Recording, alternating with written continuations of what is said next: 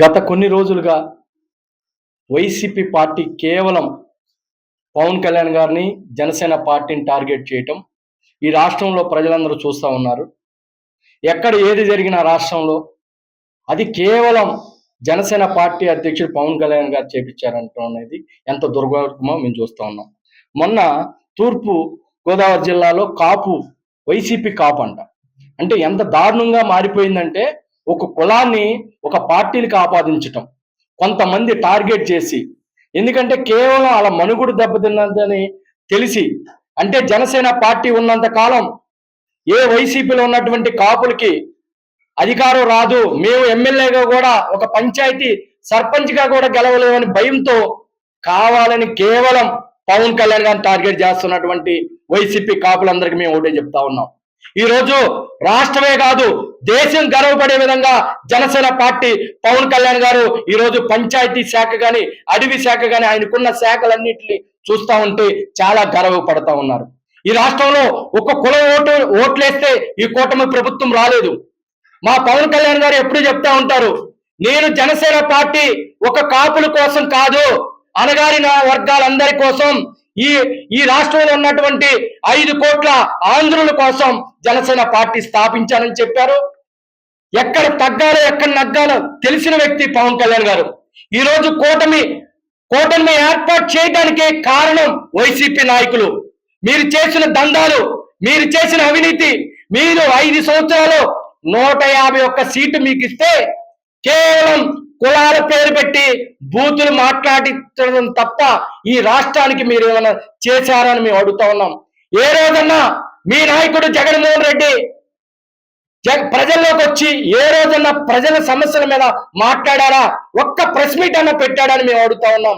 ఈ రోజు మీరు మాట్లాడుతూ ఉన్నారు, అమ్మర్ రాంబాబు గారు, పేరు నాని గారు, మీ అందరికి కూడా చెప్తా ఉన్నాం, ఈ రోజు జనసేన పార్టీ అధ్యక్షుడు కింద మేము పనిచేయడానికి గర్వపడతా ఉన్నాం.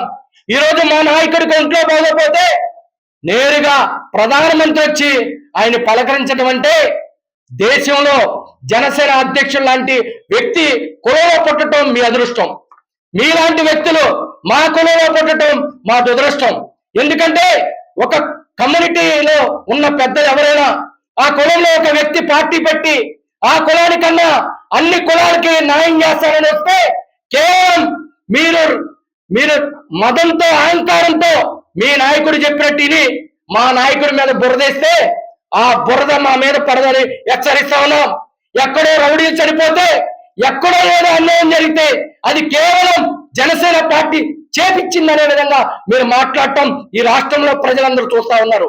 మేము ఒకటే చెప్తా ఉన్నాం, ఈ రాష్ట్రంలో ఉన్న 5 కోట్ల ప్రతి వ్యక్తి కూడా పవన్ కళ్యాణ్ గారు ఉన్నంత కాలం పవన్ కళ్యాణ్ గారితో ఉంటారని మేము ఈ మీడియా ముఖంగా చెప్తా ఉన్నాం. ఎందుకంటే కోట్లు సంపాదించుకునే అవకాశం ఉన్న విలాసమైన జీవితాన్ని ఎదుర్కొని ఈ కులంతో పాటు అణగారిన వర్గాల కోసం జనసేన పార్టీ పెట్టారు.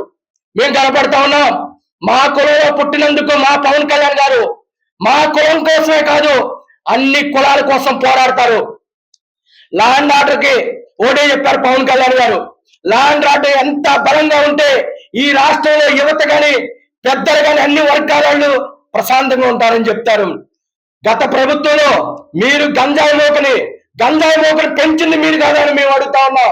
మీ ఎమ్మెల్యేల ర్యాలీల కోసం గంజాయి పొట్లాలు ఇచ్చి మీ ర్యాలీల్లో తిప్పుకున్నది నిజం కాదని మేము అడుగుతా ఉన్నాం. మీరు రౌడీ షీటర్ని, గోండాల్ని మీరు పెంచి పోషిస్తే ఈ రాష్ట్ర అభివృద్ధి ఎటువైపు వెళ్తుందో ఒకసారి చూడండి.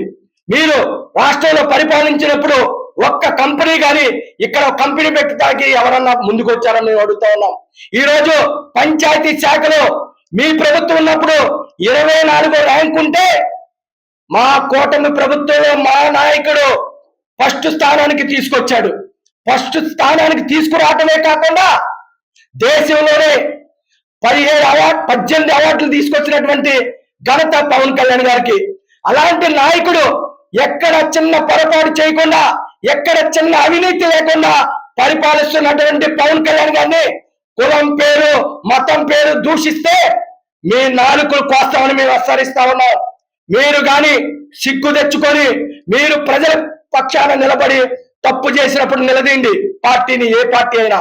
కానీ మా జనసేన పార్టీ అధ్యక్షుడు మాత్రం కులానికి అంటగడితే మాత్రం రానున్న రోజుల్లో మీకు డిపాజిట్ లేకుండా కాపులు పెద్ద ఎత్తున అన్ని కులాలు కూడా మీకు బుద్ధి చెప్తాయని మేము హెచ్చరిస్తా ఉన్నాం. ఈరోజు మరి సుందరపు విజయ్ కుమార్ గారు ఈరోజు మా ఆఫీస్కి వచ్చి ప్రెస్ మీట్ పెట్టి మరి వివరించడం చాలా సంతోషం. మరి ఆయన కూడా ఎన్నో ఉద్యమాల్లో పాల్గొని మరి ఆయన గళాన్ని వినిపించినటువంటి సుందరపు విజయ్ కుమార్ గారికి, ఇక్కడికి వచ్చినట్టు మీడియా మిత్రులందరికీ కూడా మరొకసారి ధన్యవాదాలు తెలుపు.